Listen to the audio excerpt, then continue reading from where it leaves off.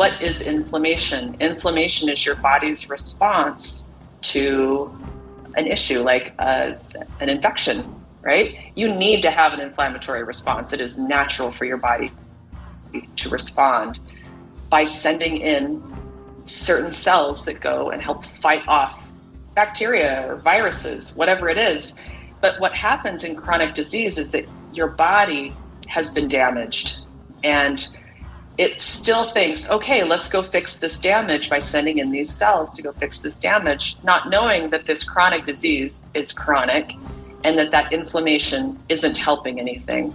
So then when you continue to have this chronic disease, of course you're going to continue to have chronic inflammation because your body is constantly trying to heal itself, constantly. But if you are just eating the same unhealthy foods, not sleeping well, not exercising, you're going to continue to have that chronic disease and then the chronic inflammation that follows it.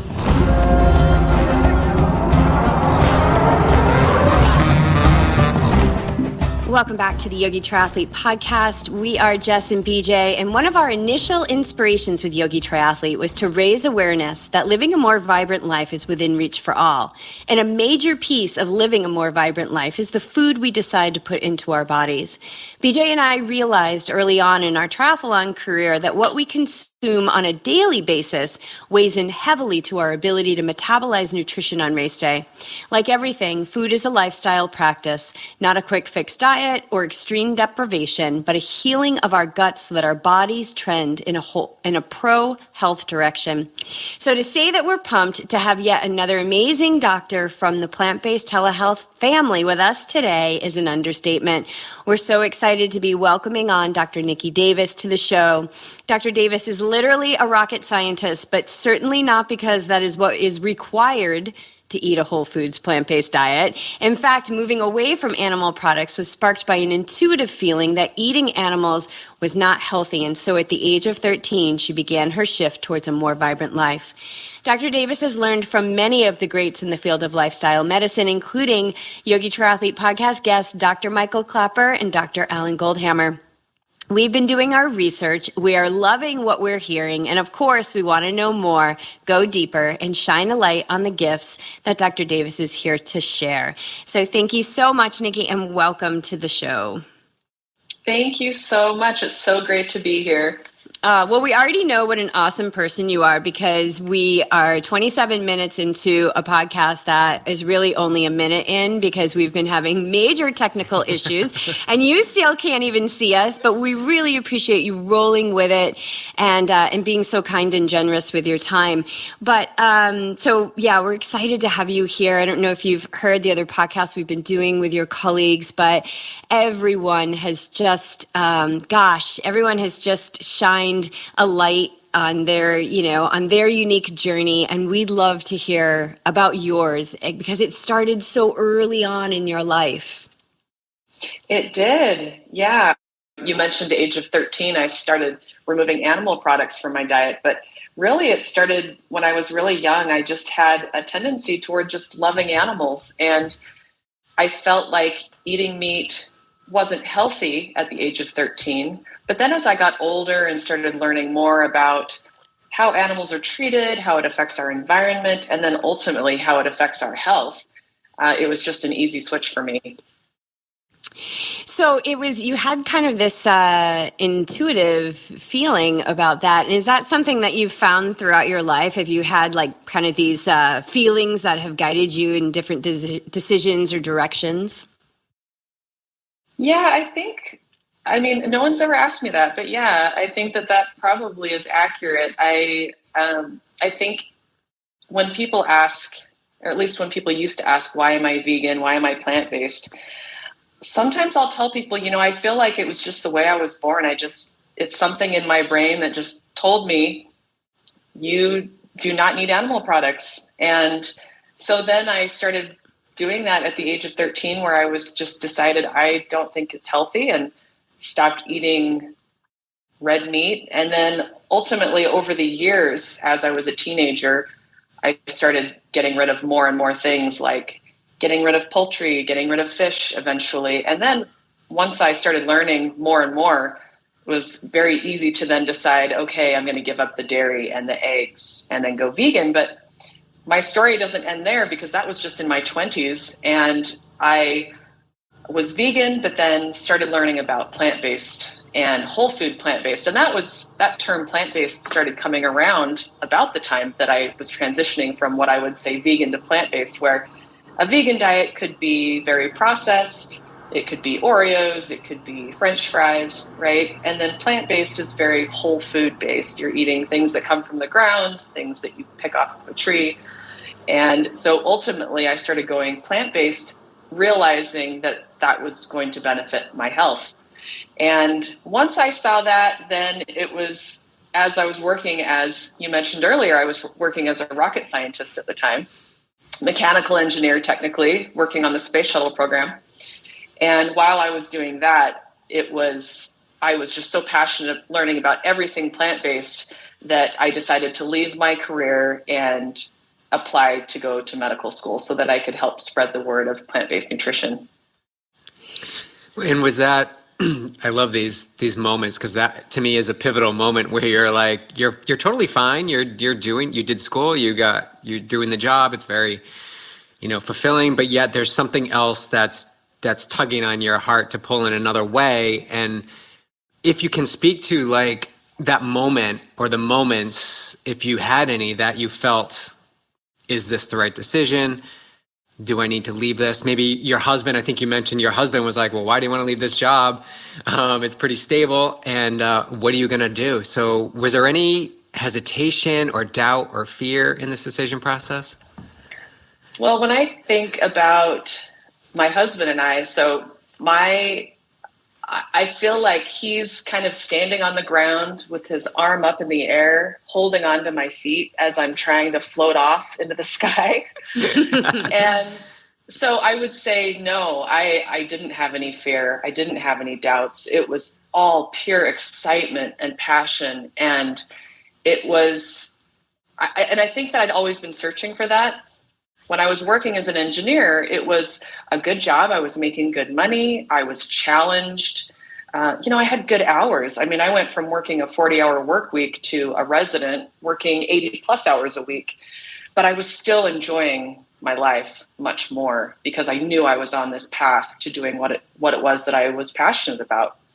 So I would say my husband gave me the idea, but then was like, are you sure you want to leave this job that you've been working? You've been here for 7 years, you're getting promoted, you're making good money. We have a house payment. Are you sure? And it was just one of those things. I know this is going to work and this is what I want to do. So this is what we're doing. And I haven't looked back. Oh, that's amazing. And I think that's such a blessing. Like, what a gift that you just knew, like, this is what I'm doing. And because I think so many people encounter doubt, probably 99.9% start to entertain that doubt.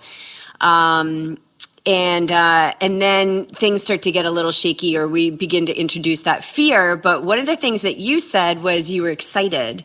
And we forget, I think, often, I have to remind myself sometimes when I'm feeling scared or fearful, like, okay, wait a minute. To my body, it could be excitement or fear, right? The same kind of physiological response. So I get to label that and however I want it. Like, I must be really excited to go and teach this class. Like, I'm just really excited to teach this class, to like reframe it. But as you work with clients, as you work with patients, and have you encountered that they experience doubt on their path, or if they're not seeing the results quick enough, how do you support them in that?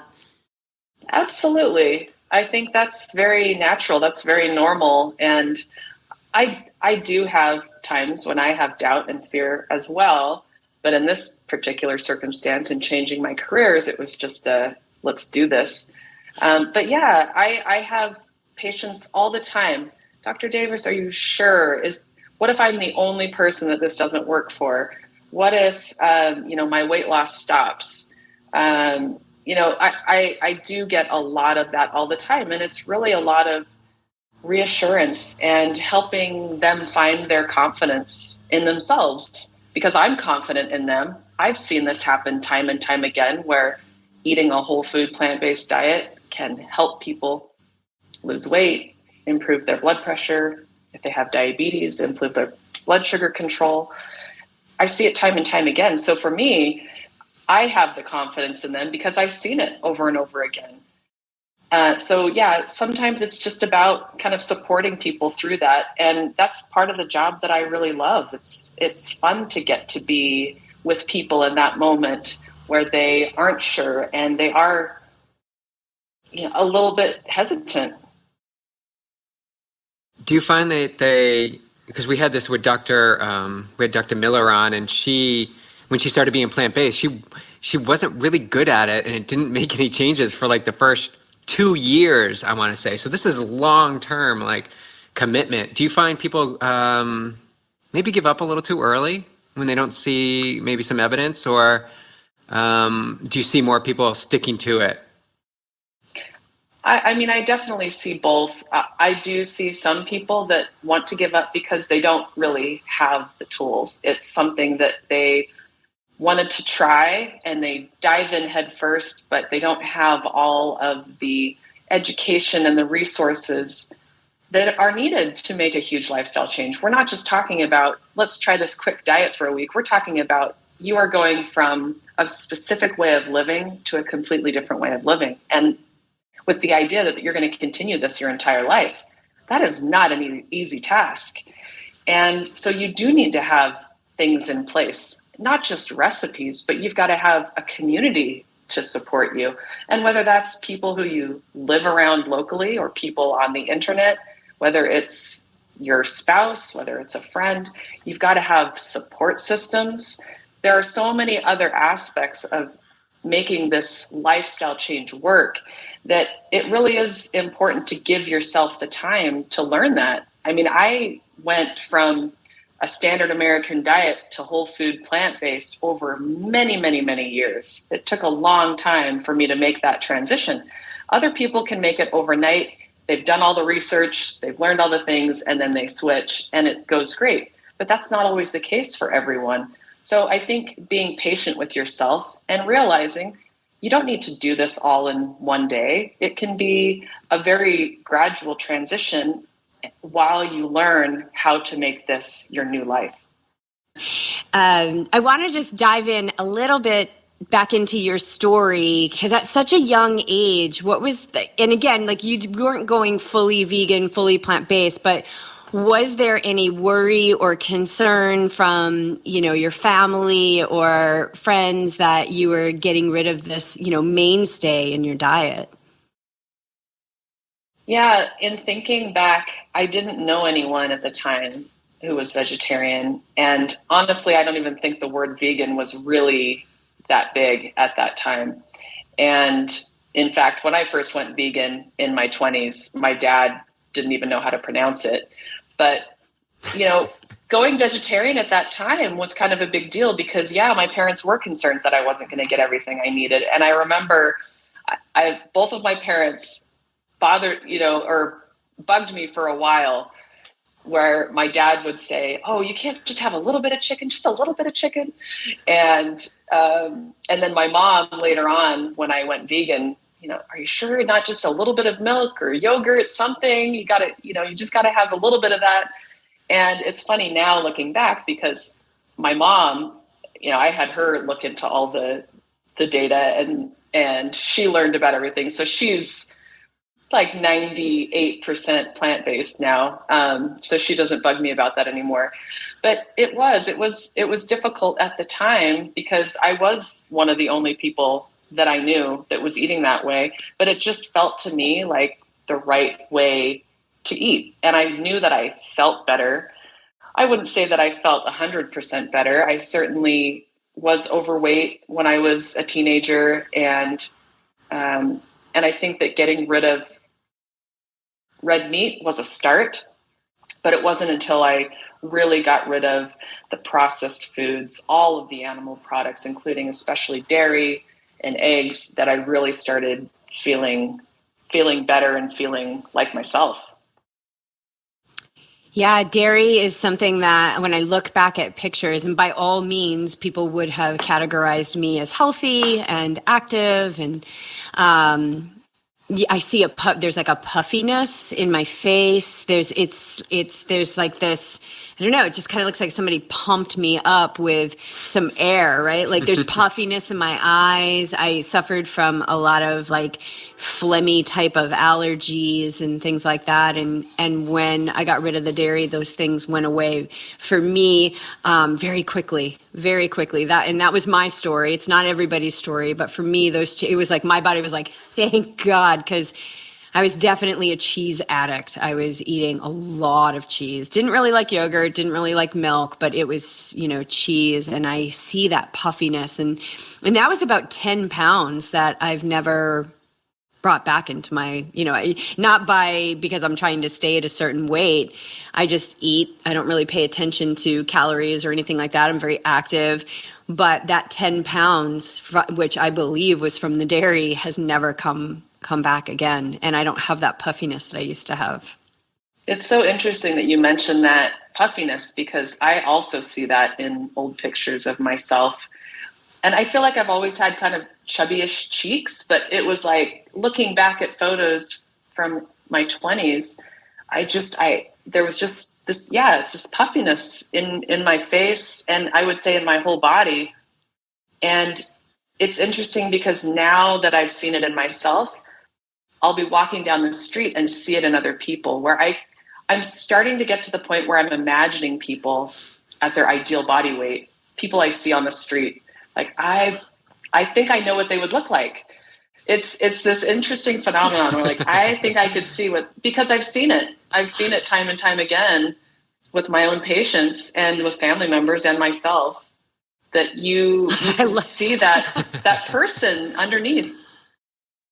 Yeah. It's like you're visualizing for them. Like we usually visualize ourselves, like what we want to, we visualize something that we desire. We see ourselves doing it. There's some good science behind that, that the neurons are working in that same direction as when it actually happens in our life, right? Like we do this, and if we visualize running, I've seen some science around this, that the neurons that go down, that as you're running, the neurons going down the pathway, it's the same thing that's happening if you're just visualizing the running. And so same thing, like we do it typically for ourselves, but you're doing it for others. Like, oh, I see you in your highest expression, which is something that I always, I hope that if I can get my pride in check and my ego in check, that I'm always able to see everyone in their highest potential. I love that. I think I'm going to start doing that, seeing everyone in their non-puffiness. Yeah, it's one of those things that I started realizing I was doing it, and I told my husband, I said, "Do you ever do this?" So I don't know if other people do, but yeah, it's kind of. Well, now we're going to start doing it. Yeah, I'm going to start doing it. I'm going to too, for sure.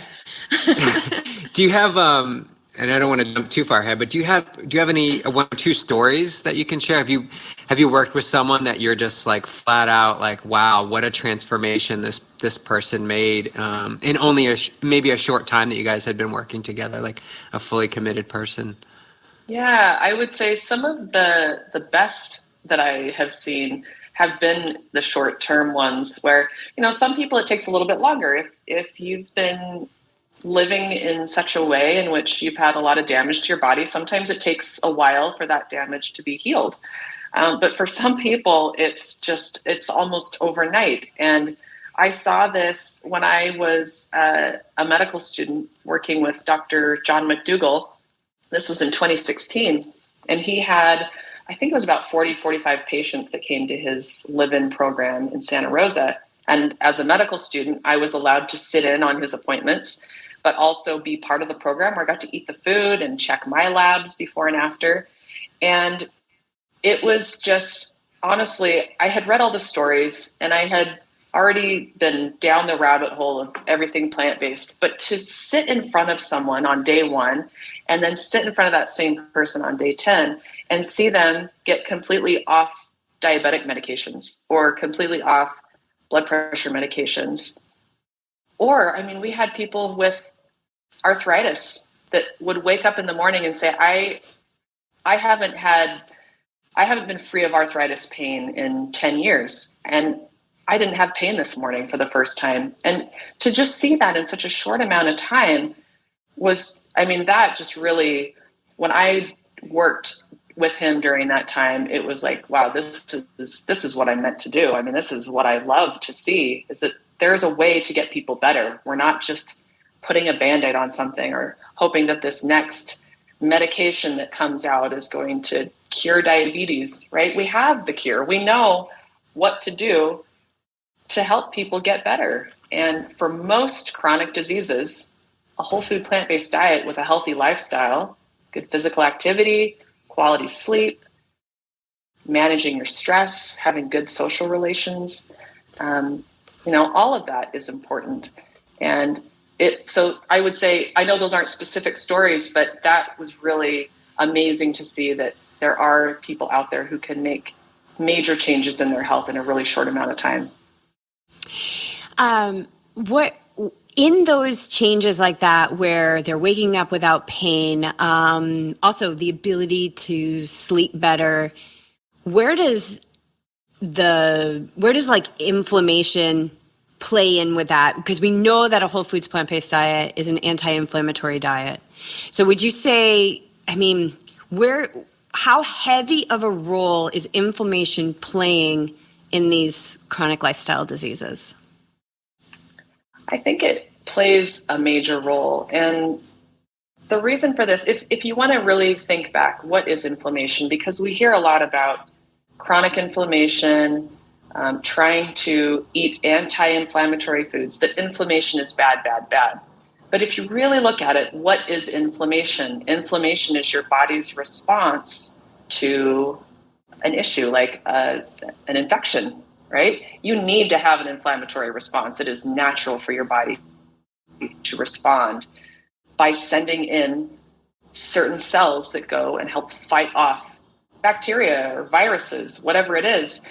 But what happens in chronic disease is that your body has been damaged, and it still thinks, okay, let's go fix this damage by sending in these cells to go fix this damage, not knowing that this chronic disease is chronic and that inflammation isn't helping anything. So then when you continue to have this chronic disease, of course you're going to continue to have chronic inflammation because your body is constantly trying to heal itself, constantly.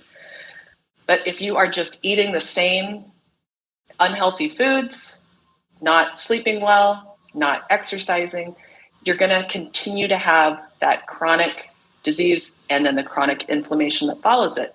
So what's great about trying to get rid of that chronic inflammation is you just have to focus on the thing that's causing it. And that's where you go down to the very basics of what is causing me to have this chronic disease. And it's a poor lifestyle. And it starts with a whole food plant-based diet. Once you start eating those foods, they are they are anti-inflammatory foods because your body is healing itself and no longer needs to send in those cells to try to fight off whatever it is. So in and of itself, a whole food plant-based diet is anti-inflammatory. And you will see that as you continue to eat that way over time, your inflammation goes down. So people where you might have an autoimmune disease, where you have inflammation in your body all the time, and you've been able to measure that with lab work, like a C-reactive protein, you can then go and retest those numbers to see that your inflammation is improving. And we have that happen with people who are, all they're doing is changing to a plant-based diet. They're not taking extra medications, and they're able to see those numbers come down. It's so amazing how resilient the body is, and how not just resilient, but inherently wise, and just this divine design that it's always organizing towards health. And I'm so grateful that you explained inflammation, because I think I've always said I feel like inflammation gets a bad rap because it is a mechanism to heal of the body, but it's, it gets out of control when, when we're living these lives, like you said, a poor lifestyle. It's just, I'm in such awe of these bodies that we live in and how they can repair themselves. It just blows me away. Yeah, I was just thinking of, we do long endurance races. and we create inflammation in the body. I mean, we're putting a pounding on the body, and then we finish the race. And obviously, the food at most of these races is not ideal. However, you know, the choices we make and the choice that we encourage our athletes to make is to, you know, do a little preparation before or seek alternatives that are not going to add any more inflammation to the body. And what we find most often is that, you know, the next day you're able to walk around better with a little bit of activity, a little bit of food and a little bit of rest. Like, you're able to walk around better than most people that have finished that race. And I know some of it has to do with the amount of training and preparation for it. But, you know, when we first shifted and we did our first race together, and the first thing we had after was plants, and this was in Cozumel when we did it, we just felt so good. And this was after a 13, 14-hour endurance experience. So Endurance experience. That's what I like to call it. There's other words. There's definitely other ways to describe it. But I find like it's like a superpower. Like, I feel like a superhero. So, well, I'm in a wetsuit, so I definitely feel like a superhero when I'm in the wetsuit.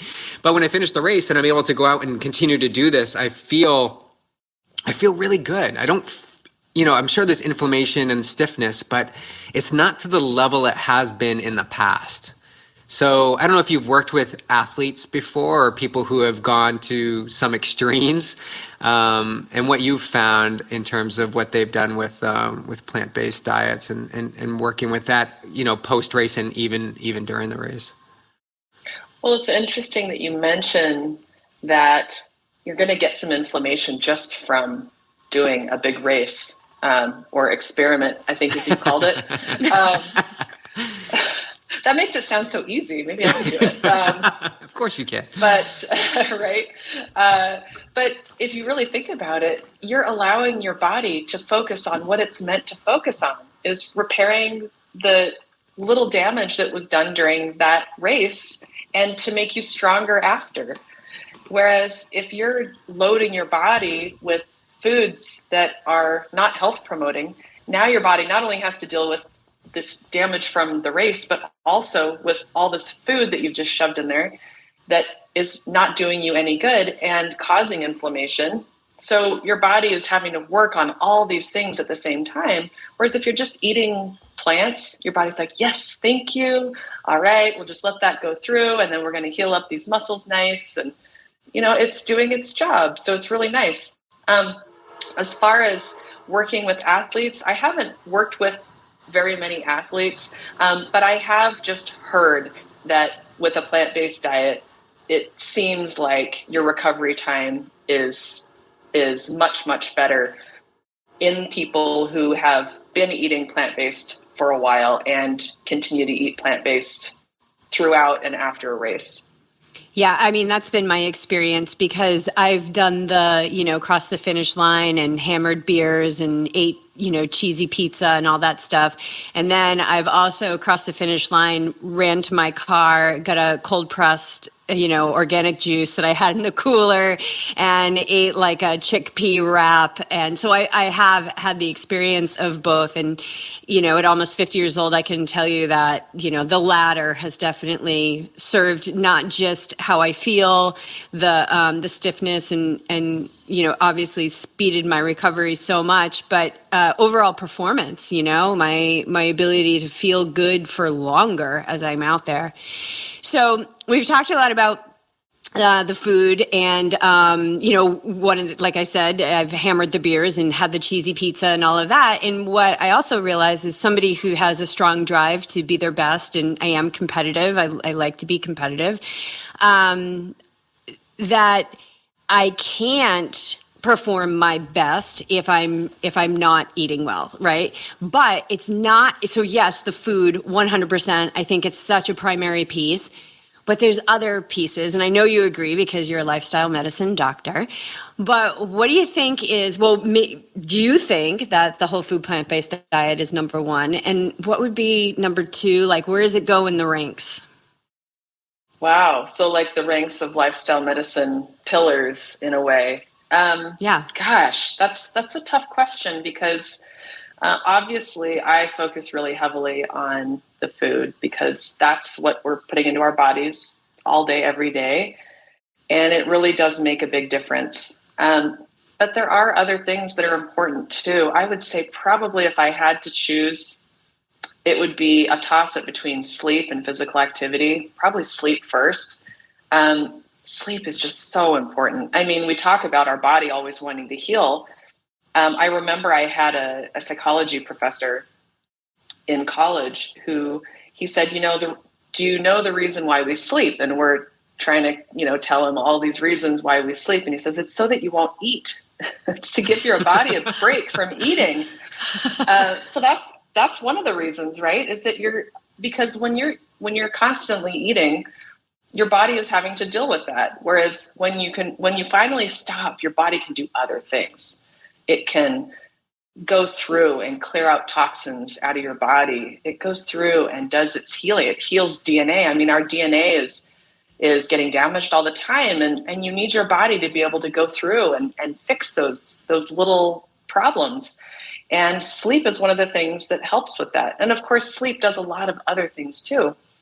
But if you talk to anyone who has had even one night without good sleep, you know how important sleep is. So sleep is hugely important. And then physical activity. I mean, we just know that people who move more live longer, have healthier lives, are happier people. And I love that in lifestyle medicine, we call it physical activity, because it doesn't matter what it is that's making you move. It doesn't need to be exercise. It doesn't need to be going to the gym at 5 a.m., right? It can be walking to your local grocery store at a quick pace. It can be dancing. It can be anything that you want it to be. My favorite thing is to walk up and down the hills around my neighborhood. But as long as you're getting some kind of movement, and we know that by getting that is hugely beneficial for so many different things. So I would say that those would be kind of my top three. Yeah, sleep. That's so interesting. I know that, that the rest and all that, but I've never looked at it from that perspective that it gives us the break from eating, which is so important. And obviously, yogi triathlete, we are yogis, right? We do a lot of coming from this, ancient philosophy of the mind. And one of the things which is a primary lesson of yoga, or the yoga of food, is like we eat by time and tongue, like, oh, it's noon, I should eat. Like, this tastes good, so I'm just going to eat more and more and more. And we eat too much too often. And so I never really looked at sleep as getting like almost that little fast in there. And I know you wanted to ask a little bit more about fasting. Dr. Davis's perspective on fasting. Yeah, I'm so curious. This is something we've experimented with, and we've done, everything from like, a 12-hour fast to we've done a 24-hour fast. Mondays used to be our 24-hour fast, and we would go for a light hike, just move our bodies at the end of the day just to prolong it a little bit longer. But who did we just, Dr. Miller? Dr. Miller, yeah. She was talking about 10-hour, 12-hour feedings. And I think building it around sleep is like, that's the jam, because you can't do anything. Obviously, you're sleeping. But where do you see, where's your take on fasting, especially since you were up at that, you're up in Santa Rosa at the because they do water fasting. Yeah, I'm curious. Yes. Yeah. This is a great question, because I was able to go work for a month as an intern at the True North Fasting Center, and that's in Santa Rosa, California. It was started by Dr. Goldhamer. Lots of people that have been there that help out. Dr. Anthony Lim, who works with Dr. McDougall, Doug Lyle, Dr. Doug Lyle, Chef AJ's been there. So a lot of people that have gone to speak to people who are there to do fasting. So this center it's not only a water only fasting center where you can go and drink water only for however many days, up to 40, but people also go there to just change their diet. So some people go to not even fast. They will go and just eat the healthy food and get better. But fasting in and of itself, we just talked about it. It's giving your body a break from having to digest food all the time. And so part of fasting is really putting your body into this healing mode where it just doesn't have to do as much work, and it can get a lot of things done in a shorter amount of time. So I was lucky enough to be able to see a lot of patients get well over that month. And I absolutely think it's a great tool. I would not recommend that people try to do fasting at home if it's going to be longer than a day or two. If it's water only fasting, I think being medically supervised makes a lot of sense. And at True North Health Center, they do have doctors on staff that are constantly watching you. So that's a great place to go if you want to do a long fast. Now, you also mentioned what's called intermittent fasting, which would be, some people follow that at night, where at a certain point they stop eating, maybe 5 p.m., 6 p.m., they stop eating, and then they wait to have their next meal until later in the morning the next day. And I usually tell people, if you can get 14 to 16 hours of not eating, that sometimes helps. I think it's very natural, because if you think about back before we were warm and snug in our homes at night and it's dark, but we have all the lights on and we're staying up later than maybe our bodies want us to, you get bored, you get hungry. If you want to try to stay awake and you're sleepy, eating a little bit of food will help keep you awake. Whereas when before we had these homes that we live in, you would go in for the night, right? You'd go to wherever it was that you were living, in a little hut or in a cave or whatever it is, and you would be there for the night. You're not going to go out and try to find extra food late at night. It just wouldn't be safe. So to me, it's very natural that around dusk, you stop eating, and then you don't eat again until the next morning when you can get out and it's light and you go out and you find your food. So I think it's natural, and I don't think that it's a fad, because I think it is something that probably most humans have done throughout time. It's just that now that we have access to food 24/7, we can eat as late as we want, as early as we want.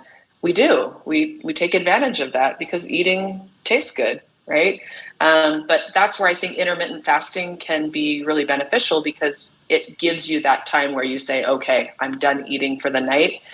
And it keeps you from those snacks that might be unhealthy late into the evening. And not only that, it allows your body to digest that food from your dinner. And then while you're sleeping, now your body can do the real work of the healing while you're sleeping, instead of having to digest that pizza that you had at midnight, right? Mm. Yeah. Where do you stand on breakfast? So there's a lot of people that will extend their fast. They won't eat until noon or 2. But what about like a breakfast? So actually starting your fast earlier in the day before, where are you with that? Do you think breakfast is important, or is it okay to kind of start the fast early or push it later in the day? Yeah. I think it really kind of depends on the person. For me, especially say when I was working in the hospital and I was there at 7 a.m., I had to eat breakfast to be able to get through my day and not pass out. Some people don't get hungry until 11 or 12. And I don't like the idea of telling someone you need to eat at this time because. Well, no, you should. I always tell people, eat when you're hungry and stop when you're full. You don't need to worry about the calories, the portions, and all of that. Just wait until you're hungry. And if you're the kind of person that doesn't get hungry until 11 a.m., then that makes sense to me. But you do have to be aware that you're not going to have the energy that you would if you're not preparing yourself for the day. So some people just need to eat a little bit earlier than others, depending on what they're doing for that day. Yeah, I like that. Eat when you're hungry and stop when you're full, which to me says, oh, there's some kind of body awareness there. There's some kind of relationship. There's a mindful relationship where they're paying attention to how the body feels, like you did at a young age when you were like, there's something about this meat that just doesn't feel healthy. What are some of the practices that you support your patients, or maybe you do in your own personal life, for keeping that mindfulness or that mindful awareness of body, heightened? That is a good question. For me, I think I feel like it's at some point it becomes more intuitive. It becomes more natural, more second nature, where you don't, as you're transitioning, say, from a diet that is very, I would say, almost addictive in a way, where you're getting a lot of sugar, a lot of salt, a lot of fat, and your body is craving that constantly. And when that's happening, it is sometimes difficult to determine when you're truly hungry and when you're truly full. But for me, I've noticed that over time, as I've eaten this way, that it's become very second nature for me. I do recognize when I'm hungry. I do recognize when I'm full. And I don't eat if I'm not hungry. But I think that does take some time. And I think it's something that you kind of have to be patient for, because your taste buds adjust. The way you feel, your relationship with food adjusts as you move to this way of eating. And don't we eat on the pattern that we consistently train ourselves to eat at? So if we say we always wake up, we have breakfast in the morning, this is what we do. So you're training the habit. And if we're not interrupting the process and actually questioning every now and then to say, like, am I actually really hungry, or can I, what is this that's happening? I think this gets into creating that space between the impulse of the mind and the next action step you take. Like, I'll speak for myself. I come home and I'm ravishing, so I reach in the cabinet above the stove for the chips, and the chips are the first thing that go in. And then all of a sudden I'll stop one day and be like, well, do I actually really need these chips right now? And I think getting into that pause area is pretty powerful. So I don't know how we interrupt that process or the habit that we've gotten on unless we start to question or get really curious about the way things are playing out in our lives. And I feel like you're pretty on to that, being what we call awake and ready, for anything, just being clued into whether you actually need something or not need it. Well, and yeah, it's interesting, because until we've been talking about it today, I never really realized that I don't have a set time for my meals. I just don't. I really truly wait until I'm hungry to make food or to have food. And I don't think that was always the way. I think it was this kind of regimented, okay, you wake up in the morning, you have your breakfast, the same thing you have every day. And then you have your break from work from 12 to 1, and you go and get your lunch. My schedule is a little bit all over the place. But yeah, I find that kind of helps me. I mean, I like feeling hungry. It's interesting when you've gone for a while where you eat so regularly that you don't really ever get really hungry, to then feeling hungry. It's like, oh, food just tastes that much better when you're truly hungry. And I do remember, I think it was Chef AJ that mentioned this in the past, where she said, if you feel hungry, think about if you would eat broccoli. And if you won't eat broccoli, then you're not really hungry. So you got to really determine if you're hungry, right? Because you're always hungry for chips. Put chips in front of me. I will eat them anytime, anywhere, after a big Thanksgiving dinner, right? That doesn't count. Yeah, that's so. I love that. I love that. Okay. That's it. All of our athletes that we're working with food, you guys, there's going to be a new question. Well, there's a new question coming. Well, that ties into fasting too, because when we fasted, when the time came of when we would normally eat, you feel the hunger, right? So what you're talking about, you feel this hunger pain. But if you just wait a little bit or drink some water or something, or get to work, or, answer some emails, eventually that passes, right? Or that's what I've experienced. And then you're on to the next phase or that next benchmark where your hunger may come up. I like that a lot, just feeling that hunger a little bit.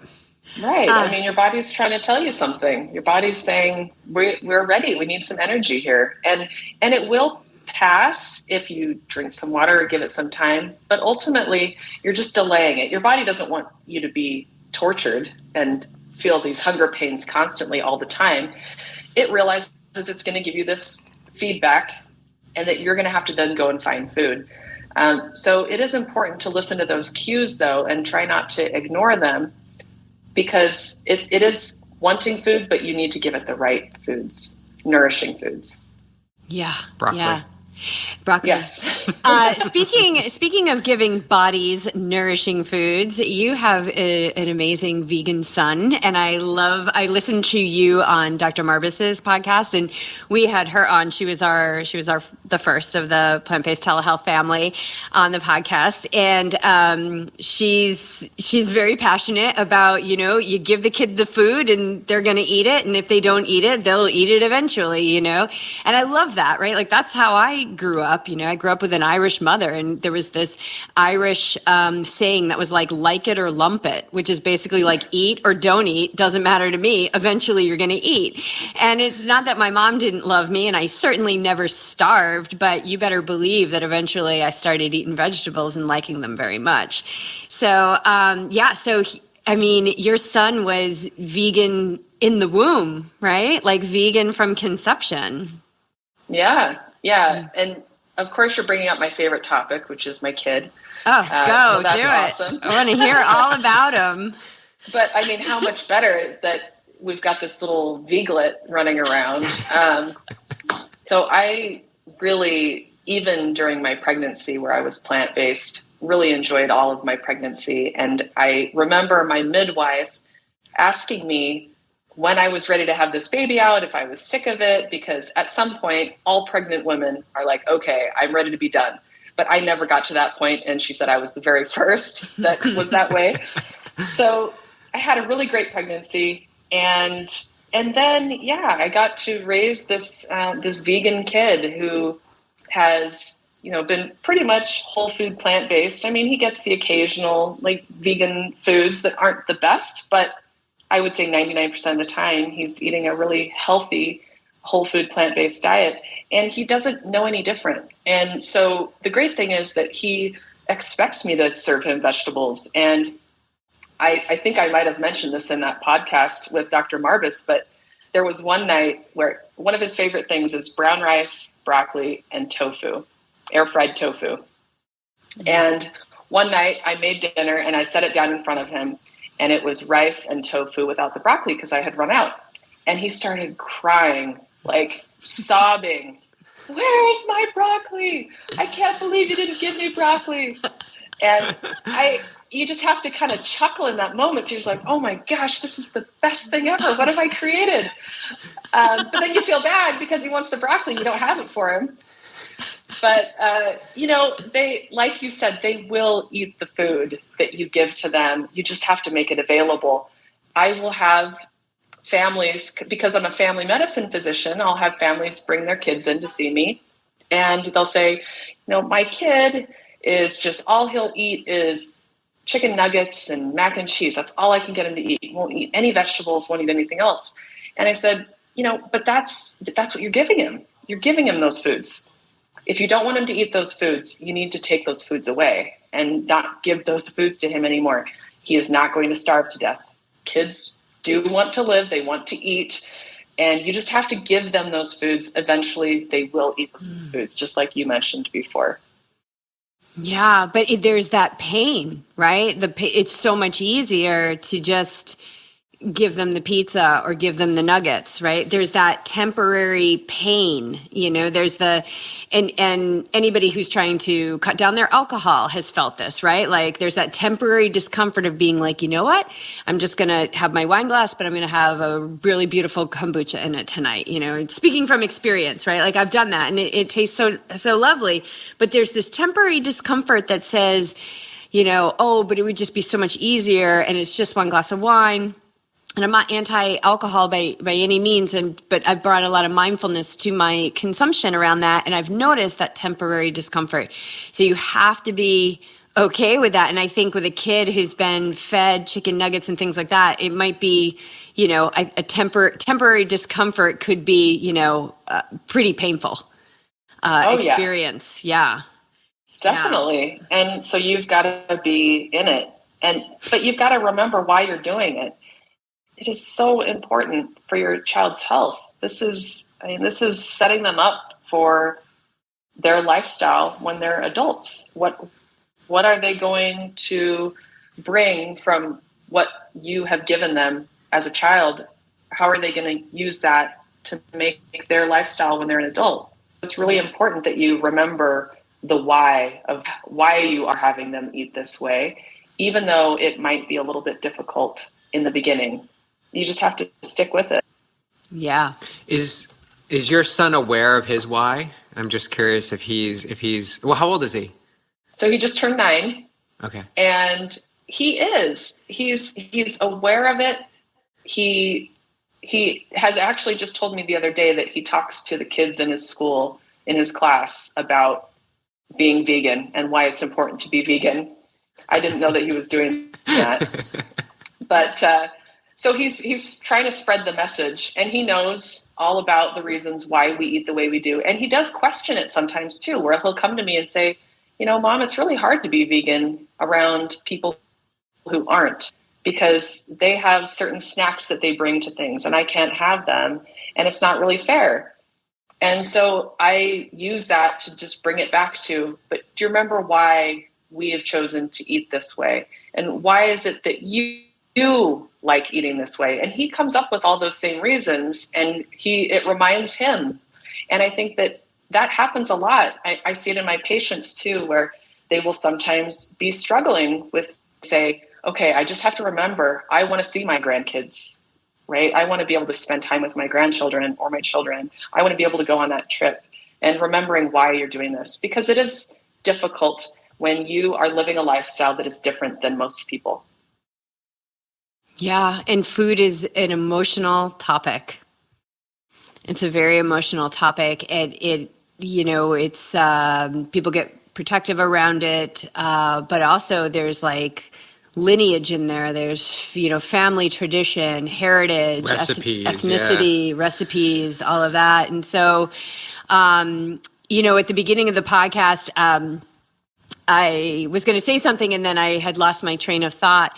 And what it was is just this permission that, like, at first you might not be that great at it, but you'll get better if you stick with it. And I think that the resources available now far surpass what was available certainly when you started to edge out the animal products from your plate. And most definitely 10 years ago when we went vegan, there was rice cheese, and, that was about it. And, but it's okay. Like, your body is resilient. Your body is designed to survive and heal and organize towards health. And so at first, like, we weren't that good at it. We were missing we were low on a few nutrients, but that provided fuel for us to get better at it. And you get better and better and better over time.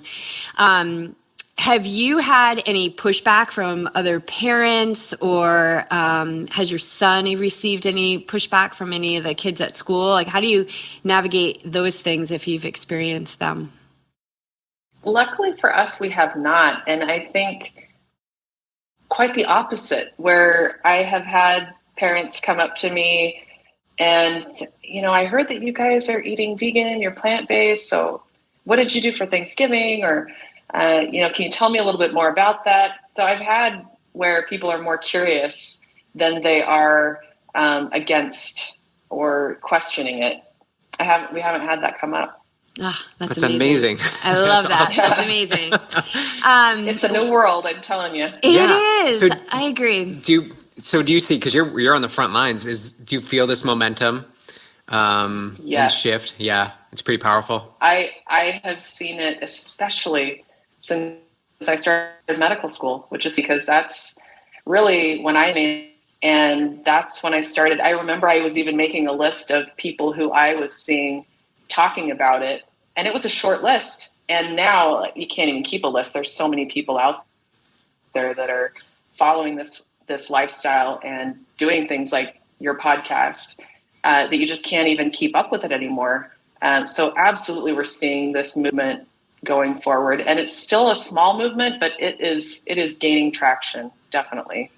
And what do you think about like Dr. Klaper's Moving Medicine Forward program, going into medical schools, talking to these students? Like, what was your reaction when you found out that he was, that this movement is happening and is happening now within medical schools?